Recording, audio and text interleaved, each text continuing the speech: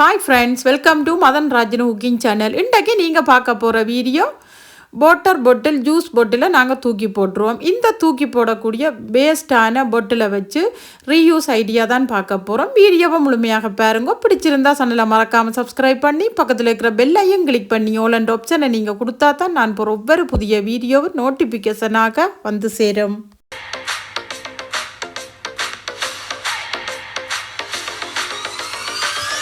Tips number 1.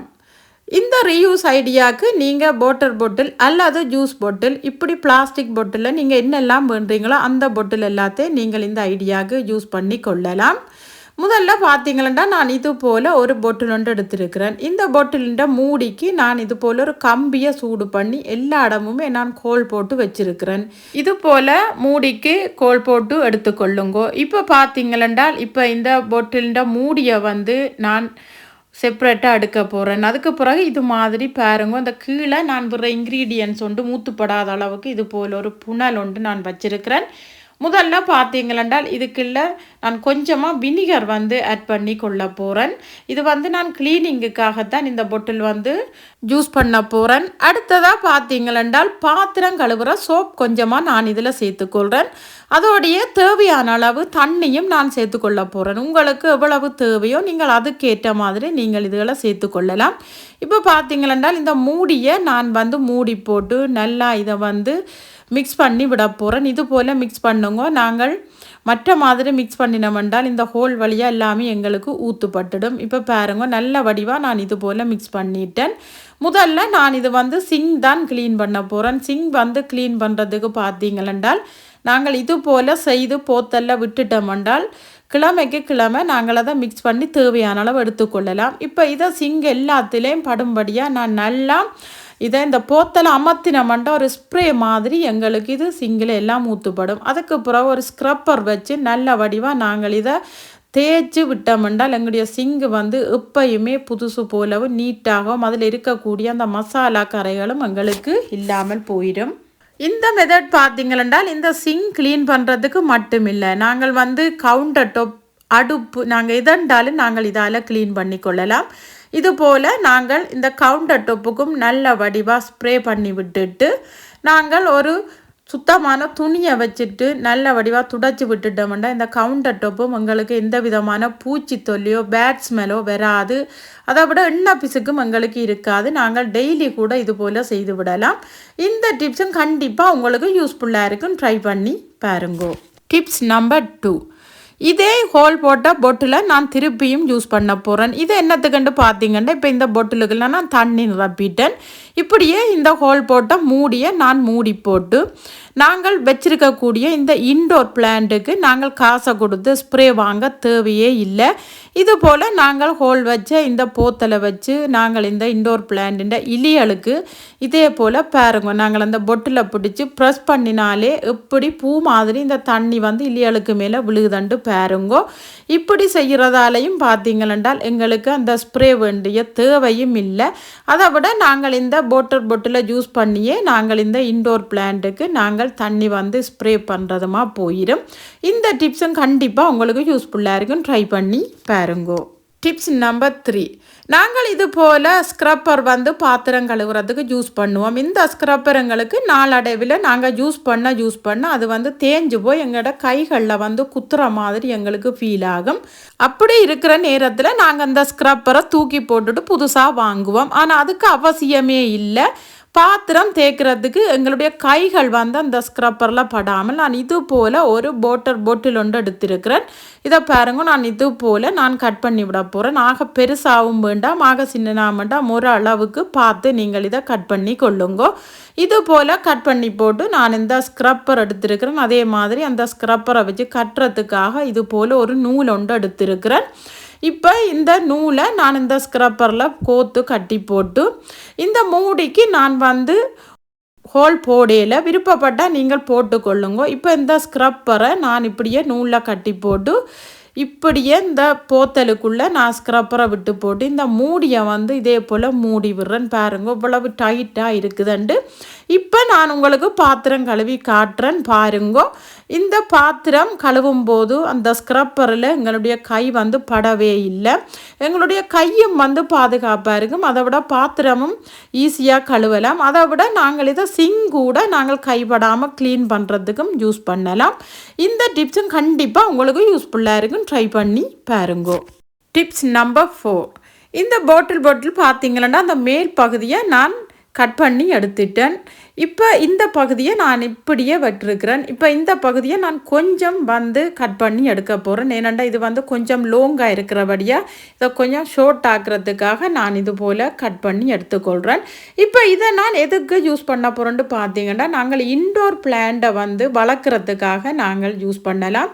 இதுக்குள்ளே நாங்கள் தண்ணியை விட்டுட்டு பிளான்ட்டுகளை வந்து ப்ரொபகேட் பண்ணுறதுக்கும் எங்களுக்கு இந்த பாட்டில் நாங்கள் இது போல் எடுத்து வச்சுட்டு எத்தனை பாட்டில் தேவையோ அதை நாங்கள் இப்படி ரெடி பண்ணிட்டோம் என்றால் எங்களுக்கு காசு கொடுத்து கடையில் வாங்காமலே வீட்டிலேயே நாங்கள் ப்ரொபகேட் பண்ணி எங்களுடைய பிளான்ட்டுகளை வந்து நாங்கள் பெருக்கி கொள்ளலாம்.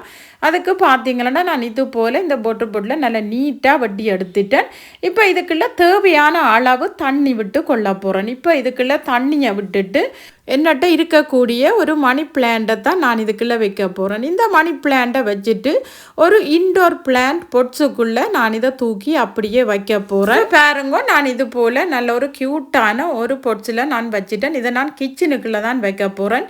இப்படி வைக்கிறதால எங்களுடைய வீட்டில் நாங்கள் எங்கே எல்லாம் இந்த பிளான்ட்டை வைக்கிறோமோ அந்த இடம் அவ்வளவு க்யூட்டாக எங்களுக்கு இருக்கும். இந்த டிப்ஸும் கண்டிப்பாக உங்களுக்கு யூஸ்ஃபுல்லாக இருக்கும். ட்ரை பண்ணி பாருங்கோ. Tips number 5. இதே போல் கட் பண்ணி வச்சு அதே பாட்டில் பார்த்தீங்கன்னா நாங்கள் கடைகளில் ஃப்ரெஷ்ஷாக வாங்கக்கூடிய புதினாவோ கொத்தமல்லியோ கருவேப்பிலையோ ஃப்ரிட்ஜில் வச்சுட்டோம்னா கொஞ்ச நாள் போக அது கருத்து எங்களுக்கு ஒரு மாதிரி காஞ்ச மாதிரி பழுதாகிடும். ஆனால் நாங்கள் இந்த பாட்டில் வெட்டி தண்ணியை விட்டுட்டு நாங்கள் இது போல் வச்சு விட்டோம்னால் எங்களுக்கு இது வந்து 2-3 கிழமைக்கு நல்ல ஃப்ரெஷ்ஷாகவே எங்களுக்கு இது இருக்கும். இப்படி செய்கிறதால பார்த்திங்கன்னா அடிக்கடி நாங்கள் கடைக்கு போக வேண்டிய தேவையும் இல்லை. எங்களுடைய பணமும் வந்து மிச்சமாகும். இந்த டிப்ஸும் கண்டிப்பாக யூஸ்ஃபுல்லாக இருக்கும். ட்ரை பண்ணி பாருங்கோ. Tips number 6.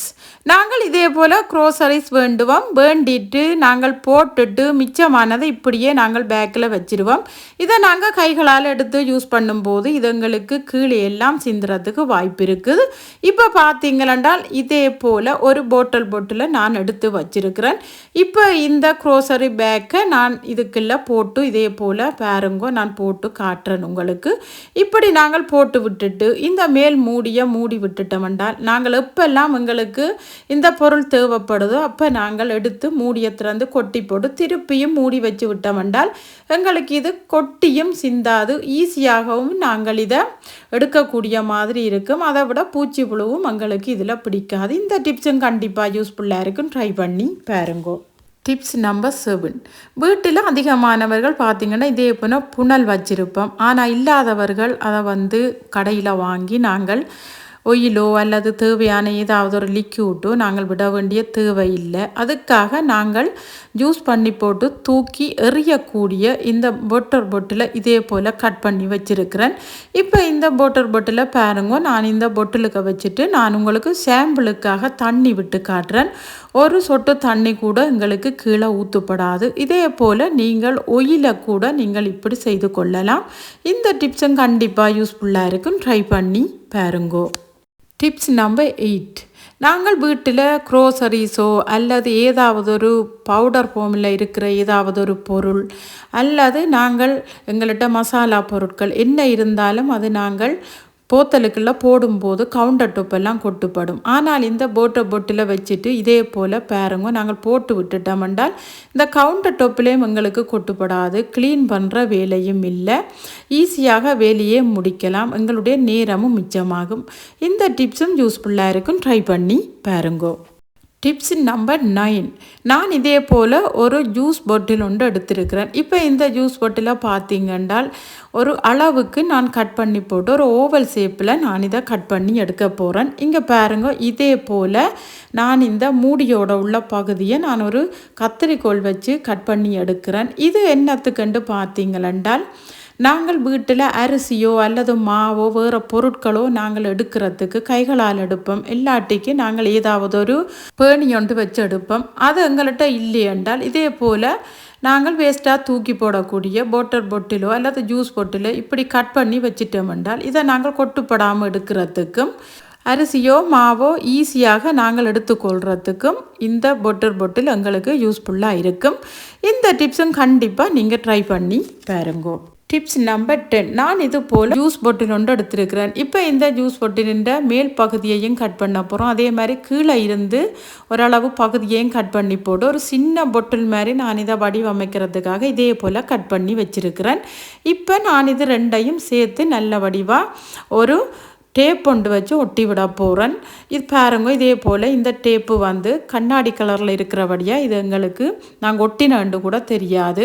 இப்போ இந்த பொட்டில் நான் எதுக்கு யூஸ் பண்ண போகிறேன்னு பார்த்தீங்கன்னா, அவசியம் நாங்கள் ஒவ்வொரு நாளும் யூஸ் பண்ணக்கூடிய இந்த கடுகும் உளுத்தம்பருப்பையும் தான் நான் இதுக்குள்ளே போட்டு வைக்க போகிறேன்.